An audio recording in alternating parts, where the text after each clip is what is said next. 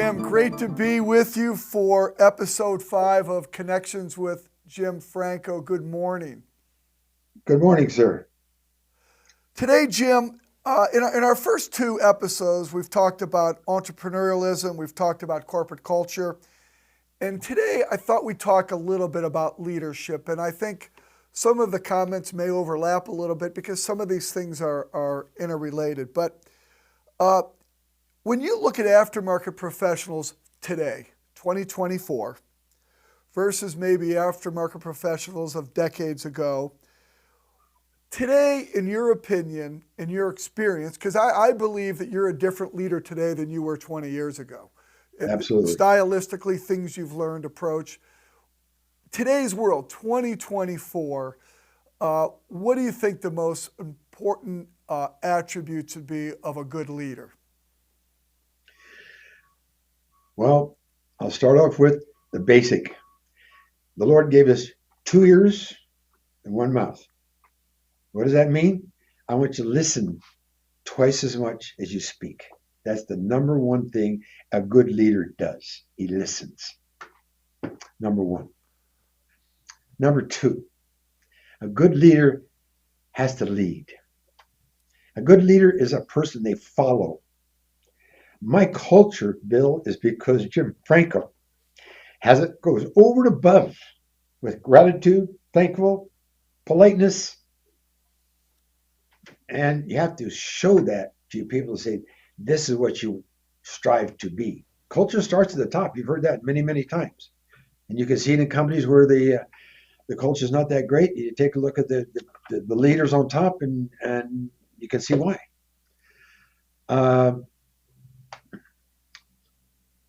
Why do people follow me? Sometimes I even ask the questions, why do people stay with me so long? What's the magic? I can kind of examine myself on a regular basis to figure out what in the heck does Jim Franco do to get all these people to work for him, with him, and respect him like they do. Um, I don't think I know the actual answer to that answer. I really don't know the complete answer, but it's um, treat people the way you want to be treated. Make sure you have a good leader's got to have good direction for his company. He's got to be looking out 2, 3, 4 years. He's got to share that. There's another biggie. I'm sorry. Thank you for asking the question. I honed in on another thing.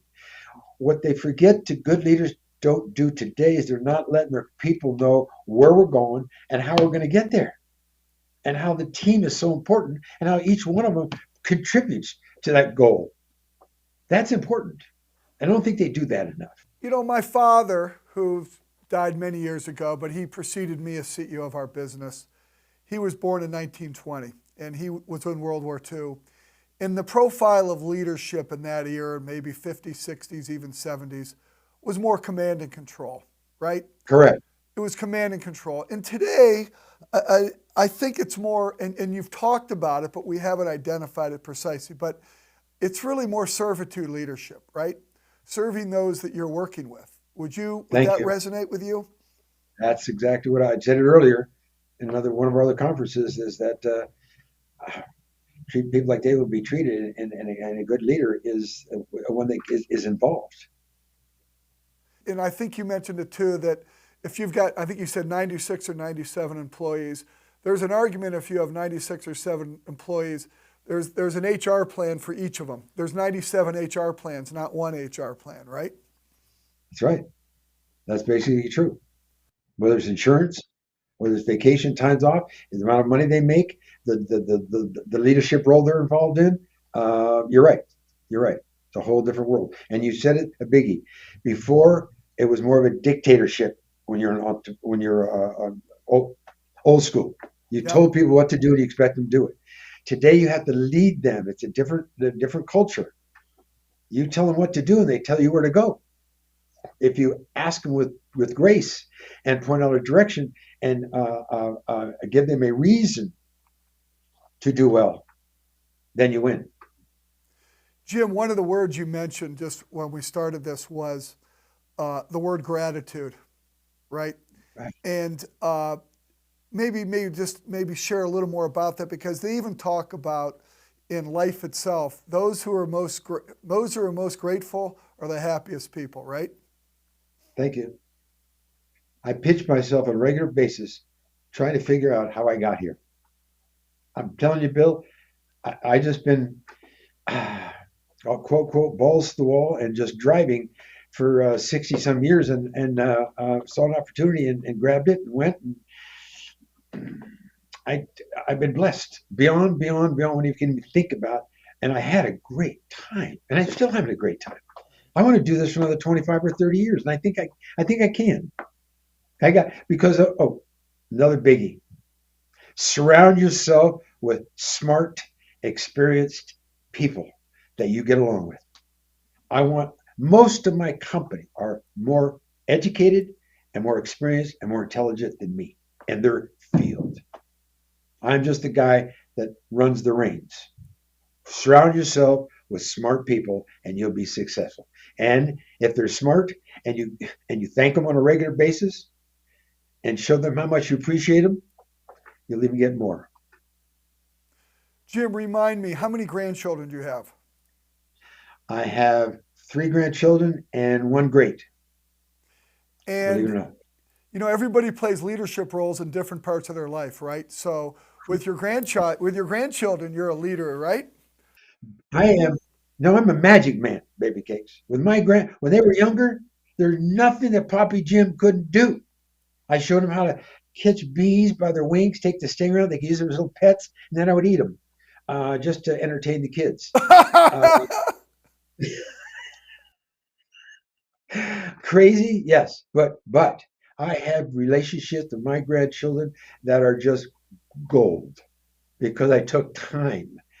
I I'm writing a book right now, and in there's some pictures about my grandkids and how I was uh, at the beach and we're building sandcastles and how we're fishing and I have a fish up like this, and my mouth wide open, ready to swallow it, and I just created a really great relationship because I see I got to be honest, I'm a kid at heart.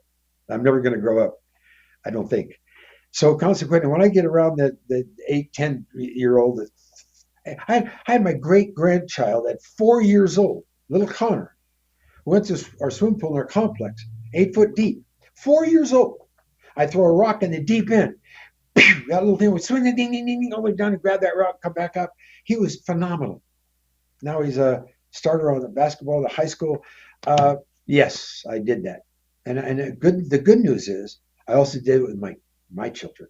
That's why today they love the opportunity of running this company, not they have a silver spoon and have to run it because I handed it to them. No, no, no, no, no.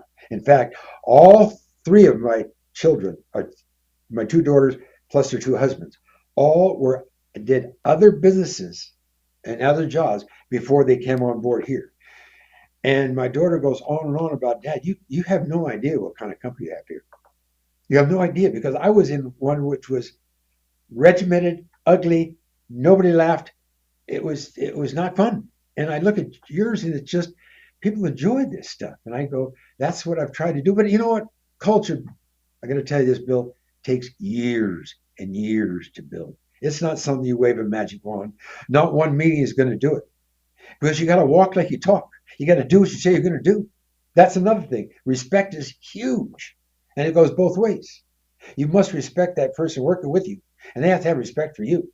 And the best way to do it is walk like you talk. Do what you say you're going to do, and that brings a lot. You show me a great leader. There's a lot of different ways to do it, right? There's Absolutely. the one word I think you've used, but I've often heard is the most important word, is trust. Mhm. And people have to trust you. And it goes to your point, walking the walk, talking the talk, doing what you're saying to do. Because if the folks you work with don't trust you, that's a bad vibe. Bad vibe. Because look at and then sometimes, Bill, I could look at my responsibility to be able to feed 100 families and be able to maintain, you know, 4 or 5 thousand rooftops. That means companies have our computer systems in it. We service every year to have them for 20, 25, 30 years as customers. what I'm doing, whatever I'm doing right because it's working. I mean, and trust. Let me tell you what, the responsibility I have, I make sure that I do it right. So they do trust me. I could be able to continue to do that for many, many decades, just not for a week or two. And I already said this. I don't have stockholders. I don't have governmental controls. I don't have insurance companies to deal with. I don't have unions. Um, so I've got a lot of. It's how would I say it in a nice way? It's kind of all up to me and my management team how this company is seen, how this company is accepted, how this company is. You know where I'm coming from? And so without all those restrictions I just talked about, it gives us pretty free hand to do a pretty nice job with our customers and our culture. The trust is most important. Jim, as always, great comments. Great to be with you. I look forward to our next episode together. Me too, Bill. And thank you very much. Thanks, Jim. See you next episode. God bless. Talk to you soon.